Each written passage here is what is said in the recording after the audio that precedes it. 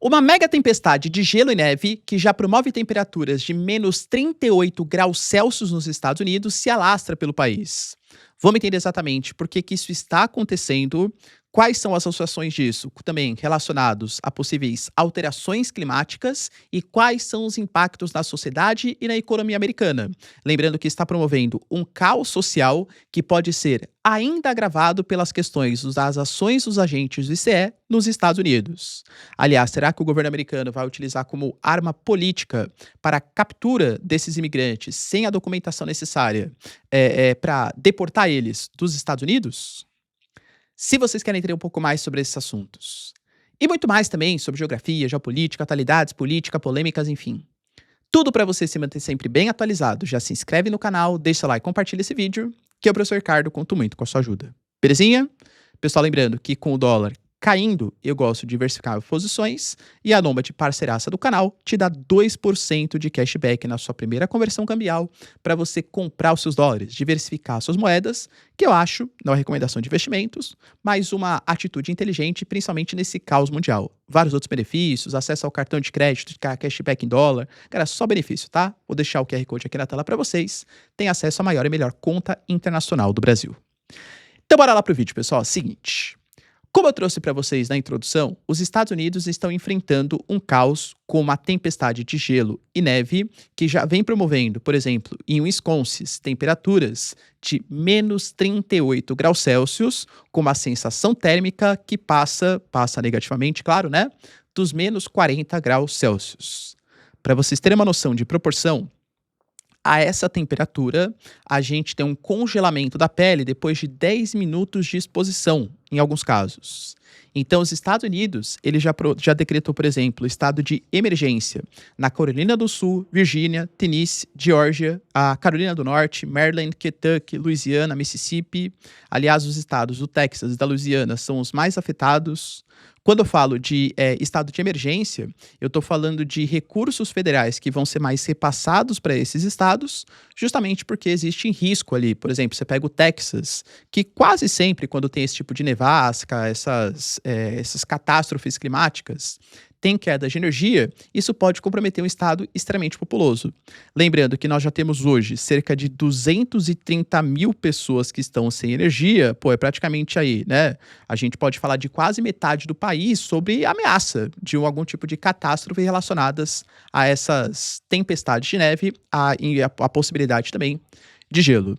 Lembrando que isso pode promover outros problemas, segundo o próprio departamento dos Estados Unidos, acúmulos de gelo gigantescos com apagões, danos à vegetação, condições de viagens perigosas e vias intransitáveis. 13 mil voos dos Estados Unidos nesse momento já foram cancelados, com cenas assim horríveis e claro que pessoas que podem morrer por causa de hipotermia, entre outras condições graças a essas baixas temperaturas. Isso pode prejudicar vegetações, que vai prejudicar a colheita, trazer um possível prejuízo, né, para a agricultura dos Estados Unidos, dentre outros problemas para a sociedade e para a economia do país. Professor, por que isso está acontecendo? Então, climatologia, aliás, para quem não sabe, né, eu sou formado em geografia, também tenho minha veia aqui na geografia mais física, né, na parte mais climatológica da coisa. Climatologia é uma ciência, até nesse caso a meteorologia, né, que aí vai para a área mais exata da coisa, que ela é muito instável, porque a atmosfera, ela é invisível, né, ela é altamente instável e ela se comporta de maneiras completamente diferentes, depende muito do momento, depende muito do ano, com variáveis que a gente não consegue definir exatamente muito bem. O que a gente sabe é que geralmente nessa época do ano, a gente fala do inverno para o hemisfério norte, existe um vórtice polar. Pensem como se fosse uma zona de alta pressão atmosférica, ou seja, uma área que tende a expulsar ventos, ou seja, jogar massas árticas, né, uma quantidade de vento aí em direção aos países do hemisfério norte, que atua nessa região.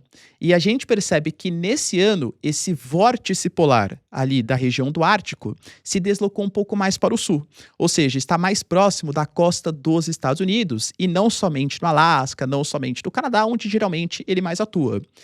Isso acontece não só nos Estados Unidos, mas também no continente europeu, que tem invernos aí bastante rigorosos. Professor, isso está ligado, por exemplo, às possibilidades de mudanças climáticas? Talvez sim, galera. É muito difícil a gente conseguir fazer uma associação direta, né?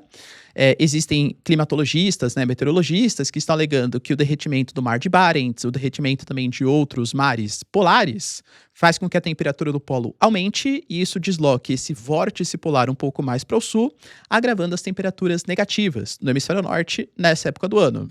Mas pode ser também uma grande coincidência. Por exemplo, professor, mas é a pior nevasca, isso as mídias americanas, né? É a pior nevasca dos últimos 40 anos. Verdade. Isso prova então que é uma alteração climática causada pelo homem? 40 anos, eu sei que é uma coisa assim gravíssima pra gente, né? Poxa, sei lá, não torcendo pra morte de ninguém, claro, mas vamos colocar uma expectativa de vida de 80 anos. 40 anos é a metade da vida de um ser humano. Então, poxa, só aconteceu isso na primeira metade da minha vida. 40 anos é bastante tempo. E para a história evolutiva do planeta? O que significam 40 anos? Nada. A Terra tem seus 4,6 bilhões de anos. 40 anos é menos que um milésimo, vai, para a vida de uma pessoa, se for comparar com a história evolutiva do planeta. Ah, entendi, o professor é negacionista. Não sou. Eu realmente acho que esses eventos climáticos eles estão ficando cada vez mais recorrentes e aí sim, pode ser uma prova dessas alterações climáticas. Mas pegar um evento isolado, como essa nevasca, que já aconteceu outras vezes no passado, há 40 anos, que nem é tanto tempo assim, pô, agora não é exatamente uma prova. Pode ser mais uma evidência, mas uma prova contundente não é. Espero que eu tenha me deixado claro, tá? Não sou negacionista. Acredito que esteja realmente acontecendo alterações climáticas potencializadas pela ação humana. Lembrando que nos Estados Unidos esse fator se agrava um pouco porque os Estados Unidos, ele tem, principalmente na região das planícies centrais, se a gente observa o relevo dos Estados Unidos, a costa oeste é uma região de encontro de placas tectônicas, as Rocky Mountains, montanhas rochosas. O meio dos Estados Unidos, as planícies centrais americanas, são uma grande planície de fato, e na costa leste você tem a presença de montes mais antigos, a exemplo dos Apalaches. Então esse meio dos Estados Unidos, além de ter uma grande continentalidade, ou seja, está distante do oceano, e quando está distante do oceano, geralmente a amplitude térmica é maior, isso quer dizer que o verão ele é mais quente e o inverno ele é mais frio, por isso que o corredor, o meio dos Estados Unidos, tem essas grandes variações de temperatura durante o verão e durante o inverno. Esse corredor, que é essas planícies centrais, ainda funciona como se fosse uma espécie de área de encontro de ares. A massa ártica que vem do norte e massas um pouco mais tropicais que vêm do Golfo do México, ou Golfo da América, né, como o Trump gosta de chamar. E esse encontro dessas duas massas faz com que a gente tenha um fenômeno conhecido como a frente fria, né? Aqui no Brasil a gente conhece como frente fria.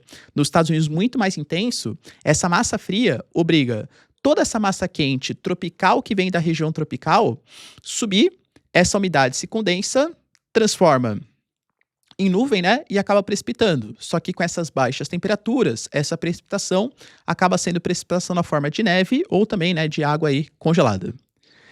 Entende o problema?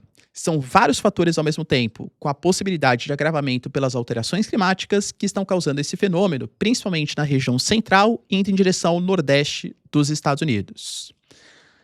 A gente vai precisar, a gente, né, os americanos vão precisar de uma intervenção do governo federal com abrigos, com políticas públicas, até eventualmente algum tipo de subsídio para que os agricultores, as populações não sofram bastante, mas por enquanto as informações elas são muito complicadas para a sociedade americana, pelo menos em um prazo curto. Somado a isso, a esse caos, que claro, galera, isso acaba comprometendo também a popularidade, depende muito de como o governo Trump vai conseguir responder a essas questões climáticas, né? Como que ele vai responder a isso. Mas a gente tem o caos causado pela questão migratória. Ontem mesmo, nós tivemos mais manifestações em Minneapolis, principalmente, mas não só, né, protestos espalhados aí pelos Estados Unidos e mais uma morte confirmada. Intensos protestos, hein? Intensos protestos. Nesse caso, a gente teve a morte do Alex Jeffrey Pratt, que é o profissional de saúde dos seus 37 anos e que não tinha antecedentes criminais. Mais uma vez, não consigo fazer um pré-julgamento, porque quem tem que julgar a justiça, né, com as evidências e tal. Espero que isso seja feito pelo Departamento de Justiça dos Estados Unidos, embora eu não acho que isso vai ser feito. Mas as informações prévias dão conta que eles tinham posse de armas, o que não é uma coisa legal nos Estados Unidos. Professor, então ele ameaçou os agentes do ICE. Então, tem imagens, né, que você mostra ali. De novo, aguardo maiores investigações. Mas aparentemente os agentes do ICE estavam ameaçando uma moça, ele foi lá defender essa moça que estava sendo ameaçado e estava com porte de armas. Ele era um cidadão americano, hein, nem era um imigrante.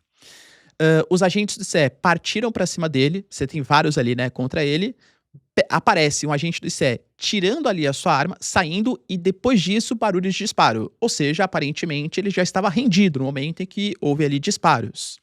"Ah, professor, mas ele usou força contra os agentes, tal". Concordo, e ele deve ser punido, né, porque tá desrespeitando uma autoridade. Mas mais uma vez, assim como eu falo do caso da Renee Nicole Good, é a mesma coisa aqui. A morte pra ele, então vai executar quem participar de manifestações? Novamente, estou fazendo análises preliminares, porque aguardo maiores, né, informações sobre as investigações.